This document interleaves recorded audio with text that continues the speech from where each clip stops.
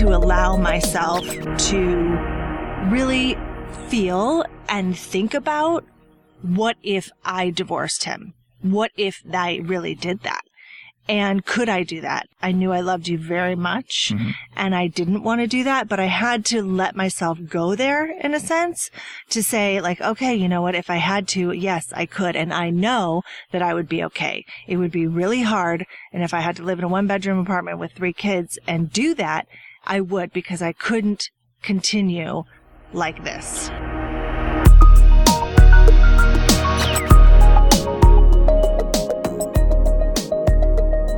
I'm Jordan Murphy, and you're listening to Breakthroughs with Jordan Murphy. On this show, I talk to friends, family, colleagues, you name it, about the shared experience we all have with breakdowns and breakthroughs, how they happen, when they happen, and how we navigate through them to ultimately find success in our lives. You know, I really believe that people who are up to big things in their lives are going to experience breakdowns and breakthroughs. They're not always pleasant, but they do help us to grow and to have success in our lives. I don't know about you guys, but when I am in a situation where I'm in a group setting or with friends and someone is sharing authentically, the chances are that I'm going to walk away with some value. It may be a word, it may be a statement, it may be the whole sharing conversation. So my feeling was, why not share other people's experiences of that with the intention of the people listening to walk away with some value? My interview today is with a very special person, a very special person to me, a very special person to her friends, family. She is the mother of 3. She's an amazing mother to 3 children. She works in the interior design industry. She's an amazing teacher, coach, friend, and, you know, I don't want to give it all away. I'm just going to start the interview now. All right, so we're going to take another swing at this so that... Don't introduce me like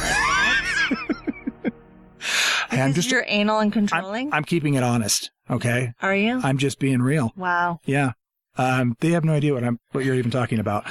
Anybody listening to this has no idea what you were even talking about. He's anal and controlling. And so are you. All right, well, let's just get into it. If you hadn't guessed who my guest is, it's my wife. This is my wife, Dilyn. Your loving, beautiful, amazing, understanding wife. Patient, generous. Yep, keep going. She's like, keep it coming. Yeah, so Dilyn's on the show with me today because she lives nearby. And I thought it would be convenient because... You thought it would be so interesting. That's what I was going to say next. But first I thought, you know what? I'm going to try this whole thing out. I've never done this before, so I can do it with my wife and not, bug somebody else who has other things to do. You know what I'm saying?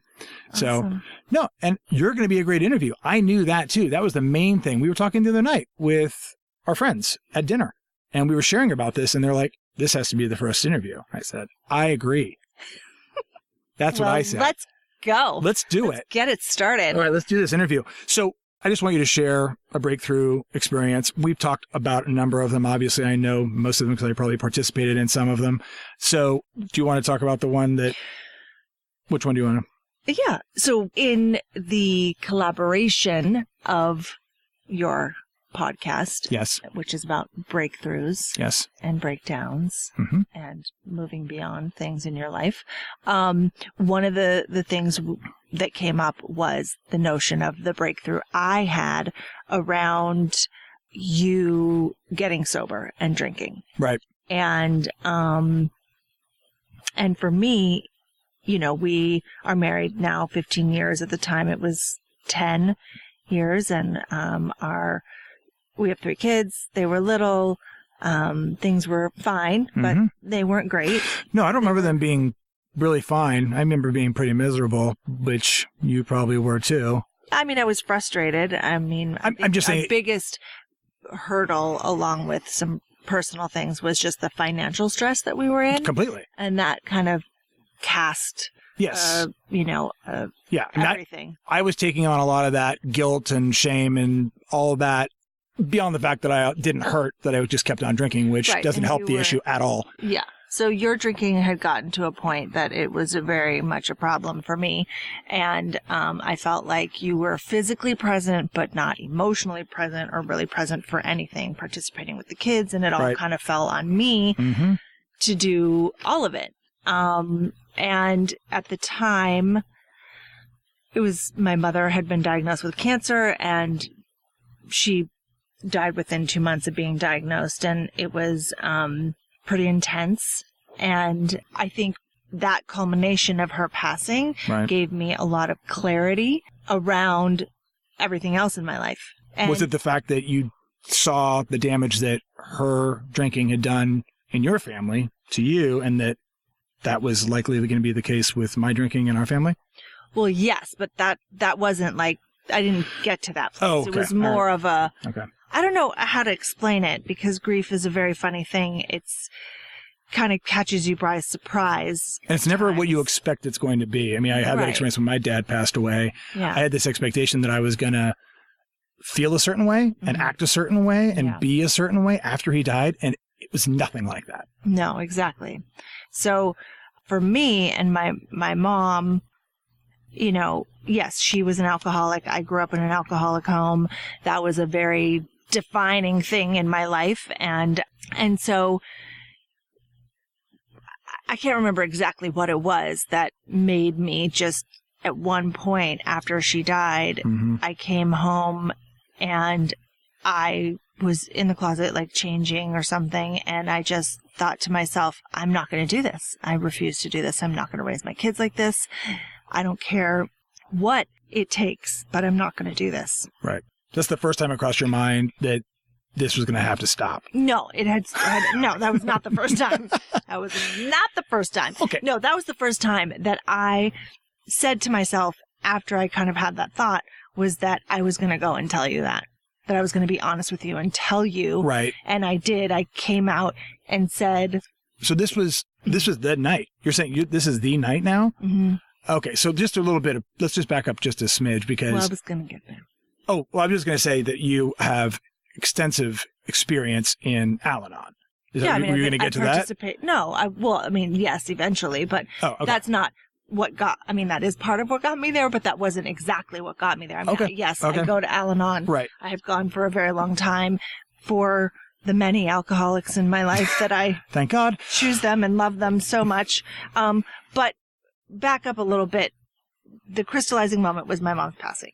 But before that, I had been very frustrated and, had been sharing with friends and kind of working it out for myself and realizing that I had to allow myself to really feel and think about what if I divorced him? What if I really did that?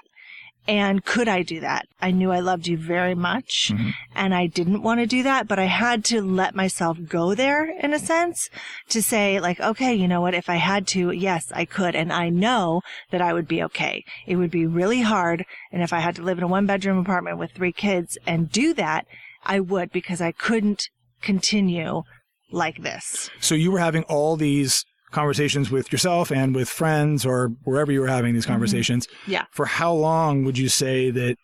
I don't know. I guess between your mom's passing and then before my mom's passing. Right. I had been having those feelings and but it kind of ramped up. It ramped up. And then it was just that happened and then I went away. You went away and we can't seem to figure out where you went. I have no idea. For work. I was somewhere working. And you were gone for a long time. It was a few weeks. It was like a month or something because it was long enough that I had the feeling that I remember it was a little good test drive. You came home and I said to you, well, the good news is I did it. I did 3 kids and everything all by myself. And the bad news is that I did it. And now I know that I can do it without you. And I really felt that way. I really felt like, you know what? It would suck, but I can do it. I know that I would be okay. And that was a turning point. You could make a choice. Yeah, because I felt like I couldn't do it without you. It would be so hard, whatever it was. But then I was like, you know what, I could. Yeah. And I would. And then I remember, coming to you. And right. So it was that night. It was a Thursday night. We're in our bedroom. I was sitting on the bed. I remember it pretty clearly. I think you probably remember it better than I do. to a certain degree, because I actually don't think I was sober. That's what I think happened. No, I think you'd asked me if I was drinking. Yeah. And I probably said I hadn't been, but had. And you then said, I can't do this anymore. Yeah, I said, I'm not going to do this anymore. And I said, I love you and I really care about you, but I refuse to raise my kids like this. Right. And I'm just not going to do it. And that was the turn. Yeah. That was the turn in the road. And, you know, I said this with you when we talked about this originally, but it's pretty amazing to me to think about that night and to hear your experience of it and my experience of it now with some space between it, that night was a pretty significant breakthrough for me also, simply because I knew that I was out of control. I knew that I was spiraling. I knew that I was a fog and an absentee dad. And I certainly knew I was only going to get worse as having, you know, being a progressive illness, and that I just did not want to be drunk dad. And I'd been thinking about that. And I had these conversations with myself in my head, not anybody else, because I was so, I think, ashamed to actually isolated yourself. Completely isolated myself. And I was ashamed to say anything to anybody that I was out of control. And it was the first night I said, I don't know how to stop. And I said it out loud. I probably said it before, but I said, I don't know how to stop. Right. Yeah. And I said, well, you're lucky that I know lots of sober alcoholics and that we live in Los Angeles where there are a plethora of, places that you can go and talk to someone about it. And next day, meetings. And next day I went to AA and haven't had a drink since. Yeah. Over 5 years. Thank God. Thank God. No kidding. Man, it's amazing to me when you do something for so long and you know that it's terrible for you. You know it's terrible for you, but you keep doing it anyway. And you think, I can't stop doing this ever. And then, I mean, it's interesting to me. Like, I think back, I just needed the nudge. I needed the kick in the ass, honestly. And so, like, I'm grateful that you had the courage to step up and kick me in the ass. And I'm grateful that, you know, I had at least in that moment, it was just the right time. Yeah. I was ready to hear it, because the same thing happened when I stopped smoking pot, 10, 15 years prior to that. And you were the impetus for that as well. And it wasn't really an ultimatum. You're just like, I think you're a really great guy. Well, we had only been dating. Right. I knew that you had smoked pot, and I just knew that was an area that would become troublesome for me. Yeah. And I was like, look, I like you, but I don't see myself dating a guy who smokes pot every day. So the audience is getting a real, like, quick experience of my background. And yet, I still married you, even though you were an alcoholic. See? Yeah, but we're a good time. We're a good time. But honestly, though, I'm like, this is the first time I'm doing a podcast, and they know some intimate details now about my background, our background. Yeah. But I guess that's the point. Actually, that's why I wanted to do this. Yeah. The reason I wanted to do this podcast was because I've had conversations like this with you or other friends, and I always feel like when I'm having the conversations, I feel alive. I feel excited. I feel like it's an opportunity to celebrate the breakthrough, to acknowledge the breakthrough, and to share it with anybody else who might want to listen to it. And if they can learn something from it, fantastic. But I just felt like it was an opportunity to share, on our own terms. Yeah. I mean, I think that you either, I don't know, I feel like you attract people who are on the path of self-discovery and who are interested in those kinds of things. And, that's what we listen to. That's what kind of conversations we're having. Mm-hmm. And it is interesting. And I wanted to participate in being a part of that conversation in a louder, or I guess, I don't know, broader sense. Well, I mean, you never know how your life or a story or something simple can affect someone else. Just like, I've been with people and they've shared something that's helped me shed light on something that I wouldn't have if I hadn't talked to them. Completely. And it can be just a morsel of a sentence. You can hear one or two words out of someone's share, and it can transform your day. Yeah. So you never know. We kind of like nutshelled the breakthrough moment for me. It was a lot of different, it was culmination over time. Yes. And I think one of the things I just kind of want to say is that through all of that, I knew that I really loved you.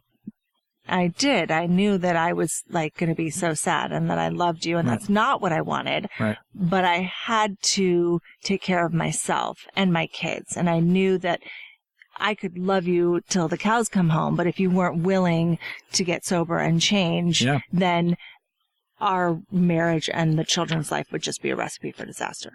And I just knew that I couldn't do that.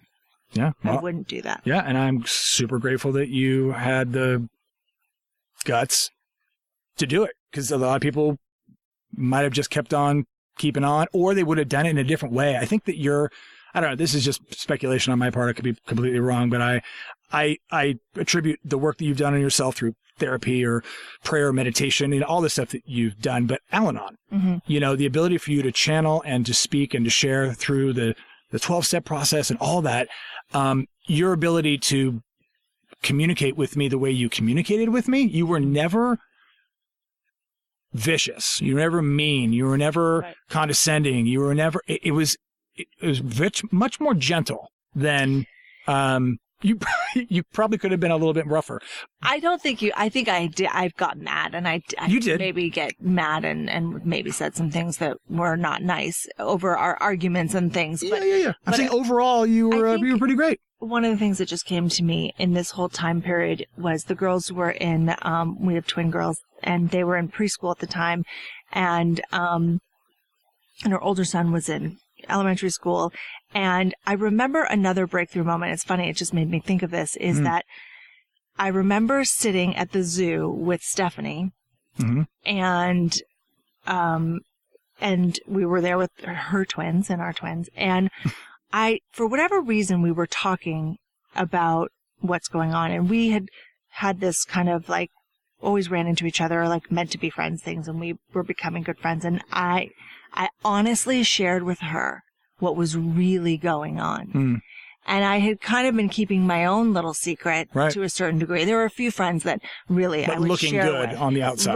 Right. And I think that it's what I'm getting at is like my willingness to be truthful with her. And with yourself. And then with myself. Yeah. And to just be like, this is what it is. This is the real deal. Letting it all hang out. And those moments that I've had over the time of getting up to being able to speak my truth to you gave me the strength to do that. Because you say, oh, well, it makes it sound easy, but it was these small moments of truth telling and sharing my own truth that gave me the courage to then come to you and say, I'm done. Yeah. Well, this is the thing I like about these kind of conversations is the retrospect, looking back and seeing the stepping stones that were taken to the breakthrough, and understanding, obviously, it's not an overnight success. I mean, it is something that you have to practice over time, ongoingly. And, so anyway, but I am super grateful that I married you. Yeah. Yeah, you are.